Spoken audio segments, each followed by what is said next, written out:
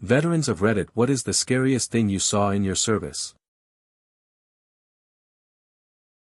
It's kind of scary when the indirect fire, mortars, rockets, etc., alarms go off and you run to a bunker.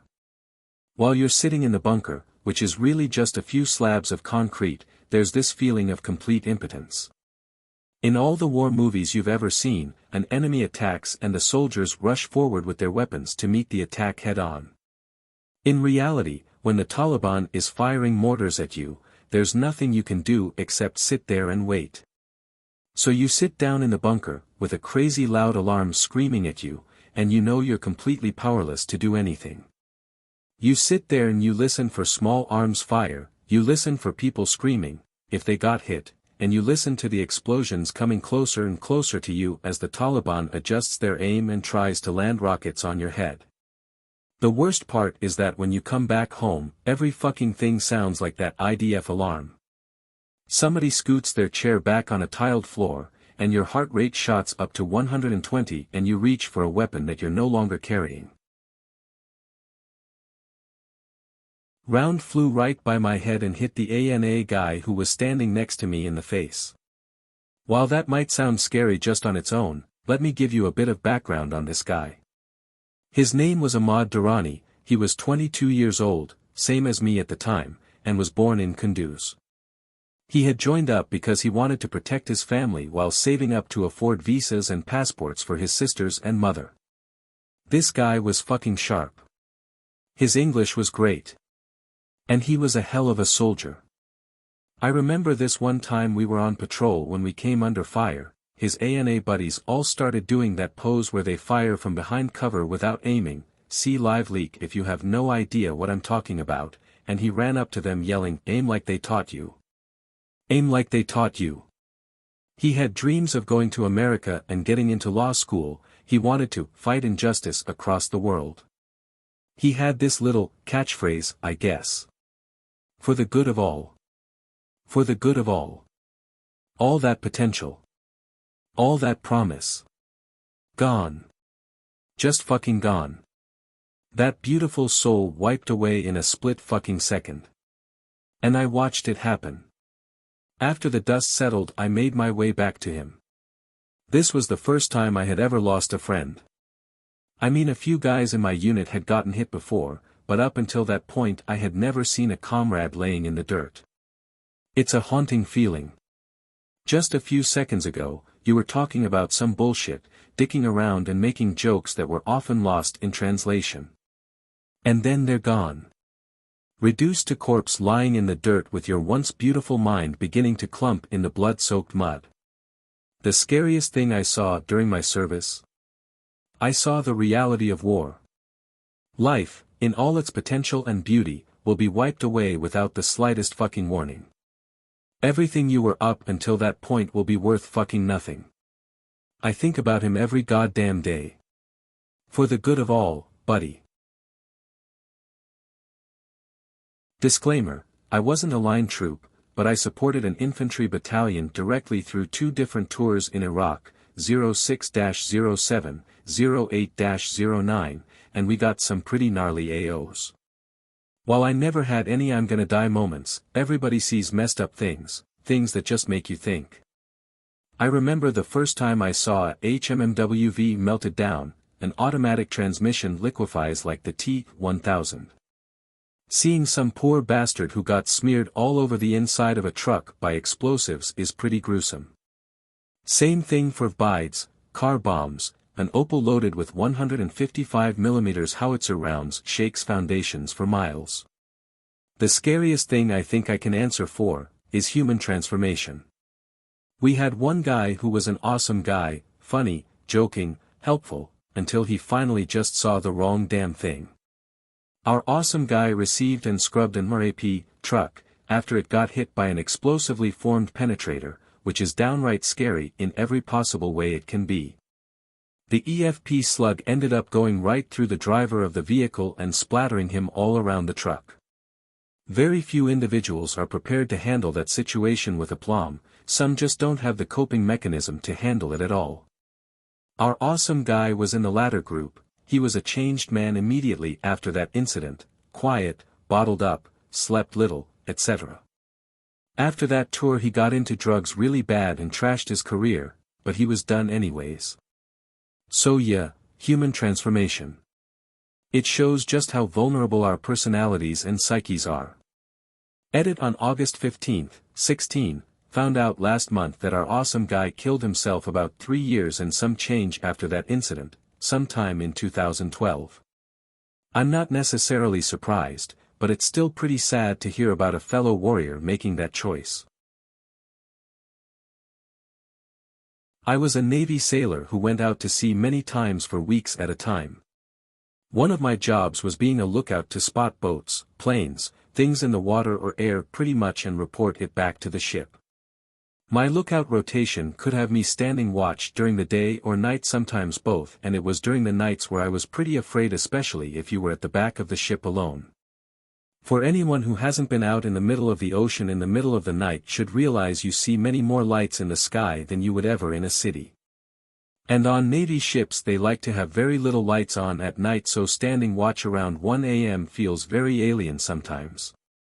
And during the nights without a bright moon to help with your vision, you may as well be on a different planet. There was this one time I saw bright green color moving in the water slowly and I didn't know what it was. My mind told me maybe it's a USO or something else. Eventually I was told it was just plankton, but it sure looked freaky to someone who wasn't aware of the glowing plankton produces. Another time me and another guy were standing watch together and I decided just to look up during 2 a.m. and see what things I would come across the midnight sky. I would see meteors streak across the sky, but a couple of times there were bright lights moving slowly way out there. Perhaps a satellite, maybe, who knows. But I stared for a good 20 minutes in the sky and encountered approximately 15 of those slow-moving lights in different areas of the sky, perhaps many millions of miles apart. Either way, those were the few times I saw for myself how vast space really is and that there was so much unknowns out there that humans have yet to discover or explain. My own blood. It wasn't scary at first, mostly from the adrenaline and bewilderment. Nearing the end of my deployment to Iraq, November 2006 to February 2008, it was January, in an unfamiliar part of Diyala province, northwest of Muqtadiya. We were making a contact with Iraqi police, the majority of our platoon sitting idle in the surrounding area in our M1151s. In the distance we heard a few shots of small arms fire which our 2LT wanted to investigate. I was the driver to the second squad leader, Spartan 2, and we generally took the lead. Our platoon, which was undermanned, 2 squads instead of 3 or 4, rolled out with 2 additional Iraqi army trucks and 2 Iraqi police trucks towards the suspicious gunfire. Outside the main village, there was an outcropping of buildings as if it was mini village with one dirt/gravel road about a half-mile long, with a drainage ditch on the left and a canal on the right. This is where leadership failed on a few counts. First, air drone recon was called and responding, yet we did not wait for recon to proceed. Second, dirt/gravel roads are avoided as much as possible because of the ease at which IEDs can be placed and hidden. Third, a secondary road was located, but had clearly been intentionally blocked, making the main road insuspicious and even more dangerous. Lastly, upon proceeding down the road, the Iraqi police escort claimed that we were going into an al-Qaeda stronghold and promptly abandoned the convoy, which was ultimately ignored by the 2LT. An Iraq Army Humvee took point, next my truck, then another Iraqi truck, with the remaining 7 U.S. trucks proceeded down this road. Roughly halfway down, the lead truck stopped for some reason. Without radio contact, we had no idea why until I moved to the side a bit and saw a ditch across the road, barring safe passage forward. My squad leader got out to get some word with the Iraqis ahead and immediately jumped back in his seat. At that same moment we came under small arms fire. He jumped back in yelling about being shot at. Outside my driver's window I saw 3 men pop up from tall grass about 50 meters directly beside my truck, firing AKs. My gunner called out a bongo truck to the front near the village with a mounted DSHK. This was a typical L ambush and I was front and center, no way forward, left, right, nor hasty retreat, taking small arms and now heavy machine gun fire. My gunner engaged the bongo truck and I could see the M240 turret kick up dust around the three engaged on my left. I just sat there, unable to defend myself. Then came a bang, a flash of fire and smoke. I thought it was an IED. I felt a pinch on my left cheek and touched it, drawing back a heavily bloodied glove. I slapped it back on and applied pressure, training kicking in immediately. I called out to the squad leader, "I'm bleeding." Someone said, "Kaganos is hit," then the SL said, "Kaganos, don't go to the light." Seriously, no shit. I wondered if I was dying since I felt no pain, the blood, and unbeknownst to me at the time, the fire suppression system had activated, which the heavy gas made our voices super low, like the opposite of helium. It was like a movie portrayal of slow motion. My senses were all fucked up. I had enough of sitting there in the kill zone and started to reverse. The Iraqi truck behind me didn't get the hint until I rammed him about 2 or 3 times, lightly-ish. Finally we began to back slowly away, which isn't easy on a narrow road, with one hand on the wheel, with only a single side mirror, no backup mirror and the passenger side mirror was blocked from view. At some point the medic had run up to my truck from about 3 back to jump in mine, under fire. We managed to move the convoy far back enough to chance a Chinese fire drill so that my SL could drive and the medic could tend to me. We eventually moved off the road and headed back to base, while I sent up my own 9-line media on the Blue Force tracker. After being seen by medics and being flown by Black Hawk to Ballad Medical, I learned that I wasn't hit by an IED. The DSHK had penetration the armor of my truck above the windshield, ricocheting at the roll bar beside my head, finally breaking apart and spraying shrapnel across my face. A few inches and I could have had a stump where my head was. The PTSD is a motherfucker still to this day and the VA says I'll most likely never be free of it. Our unit was a fuel transport unit stateside, but when we were deployed in 2013, we were a convoy security unit, gun trucks escorting supply vehicles. My truck team typically drove scout, typically 2-300M in front of the rest of the convoy scouting for IEDs, road blockages, etc., but on this particular convoy we were the pace vehicle, as in we were the second vehicle and the one that dictated the pace of the full convoy based on a variety of factors. As we traveled west along Highway 1 from Kandahar, back to Camp Leatherneck, there were several bridges along the way, the main one being the one that crossed over the Helmand River into Gereshk. As our scout vehicle crossed said bridge, an IED planted below the bridge, at a point where the end of the bridge met the rest of the road, detonated. The explosion lifted the 32,000 pounds MRAP Max Pro dash about 3 feet off the ground and it crashed hard onto its side. The only thing that kept the MRAP from being flipped off the bridge was the fact the IED was placed off-center, and only destroyed the outside of one lane of the 2-lane bridge. Fortunately, all 4 occupants, driver, truck commander, gunner, and LN linguist, survived, but each had tour-ending injuries. Driver went home for a slipped disc and 2 cracked vertebrae, the gunner broke 2 vertebrae as well, neither were paralyzed, the linguist had his arm broken in 2 places. The worst injury, by far, was the TC. He had a severe neck injury, a concussion, broken hand, and a detached retina. As far as I know, he still does not have sight in that eye. The scariest part of this ordeal was not only the explosion, but being part of the recovery team to get the occupants out of the vehicle. You are taught in a variety of courses about IEDs prior to being deployed. When there's 1, there's 2, when there's 2, there's 3. This is bored deep into your brain to keep you cautious when you put boots on ground. You do not have this thought when you first head to the vehicle, you have it when you've been on that bridge for over 10 minutes safely extracting soldiers with back/neck injuries from an overturned death machine. I still shake when I think about that moment, just standing there, looking at the river, and the desert, and my battle buddies on stretchers being taken to a helicopter. Cold Warrior here. Scariest thing to me was being up in my helicopter and having intercepts flown on me by fixed-wing aircraft. Absolutely nothing we could do about it, and clearly the most danger I was ever in.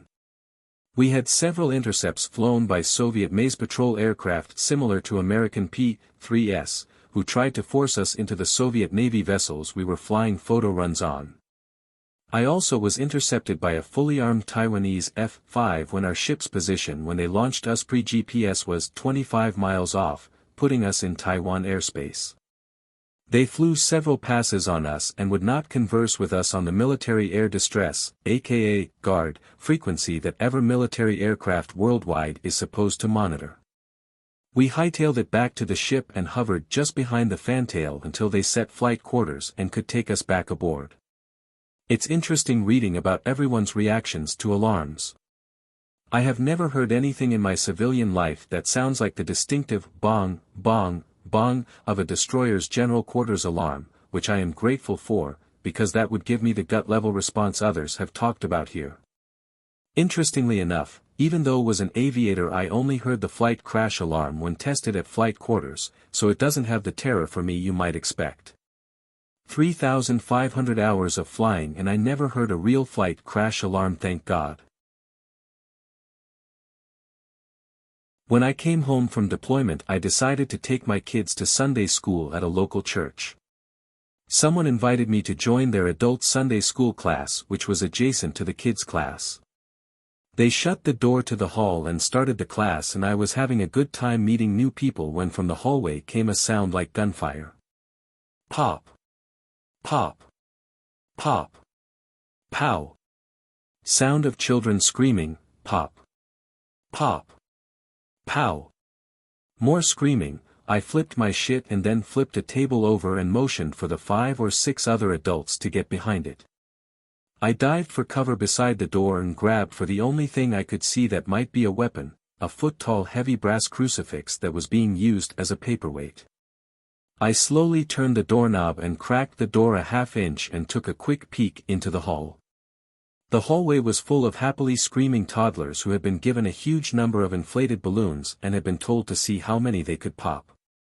I turned to my new classmates still sitting wide-eyed in their seats, and as I saw their shocked faces over the edge of the overturned table and followed their gaze to the heavy metal crucifix I was holding like a club, I pretty much knew that I would not be invited back. I was right. The scariest thing I ever saw in the military was me, reflected in the eyes of those I met upon my return. TL/DR, the balloon popping game is not a smart thing to do anymore now that we have such a large portion of the population programmed to not respond well to that sort of noise. I already posted about the majority of my trauma, what I heard. There's also what little I saw. I was Camo, and because the Striker MGS is such a pain in the ass to work in, I was pretty tight with the crew. Anything I did in there was a huge pain in the ass, and generally required help from someone who was an expert in the vehicle. One day they went out on a mission, and got hit by a command detonated double-stacked at mine. The commander lost both of his legs at the knee, the gunner broke a bunch of bones and took a little bit of shrapnel on the right side, the relief driver got a concussion, and the regular driver, who had just come back from leave and was in forced acclimatization, had a nasty case of survivor's guilt. I got sent to the big FOB to recover the commo equipment. Then I had to clean the meaty bits off, test, and damage it out as needed. The TC was a great guy, and was about to become my platoon sergeant the next week. The gunner was a buddy of mine and a neighbor from home, and the regular driver was the guy I usually had as a vehicle expert. It sucks scraping meat off of equipment knowing it used to be your friend's legs. I was TDY to Boca Chica NAS in the Florida Keys, supporting the Florida Air National Guard after Hurricane Andrew wiped out Homestead AFB. I was working security on some F-16s on the far end of the parking ramp. One day, we were told that an unauthorized aircraft had buzzed the tower twice, had landed without permission and was taxiing directly towards our little parking area. My supervisor and I jumped in the back of the pickup truck we were using as a ECP and positioned it in the taxiway gap to block the aircraft. The dark blue aircraft taxied to within about 100 meters of us. My supervisor stood between the plane and our truck. I was behind the engine block providing overwatch. My supervisor signaled for the pilot to cut his engines. In response, the pilot revved his engine and scooted forward. He did this 2 more times and was now about 60 meters away. My supervisor came behind the vehicle and told me this: he gets one more chance, he keeps that engine running, you're going to empty your magazine into the intake. We both came off our knee. I charged my rifle and aimed over the aircraft as my boss signaled one last time. This time, fortunately, for everyone involved, he complied. The MiG-21, flown by a defecting Cuban pilot, was quickly taken control of by the Navy, who owned the airfield, and I was put back to work. Not as scary as some of the other stories, but scary enough for me.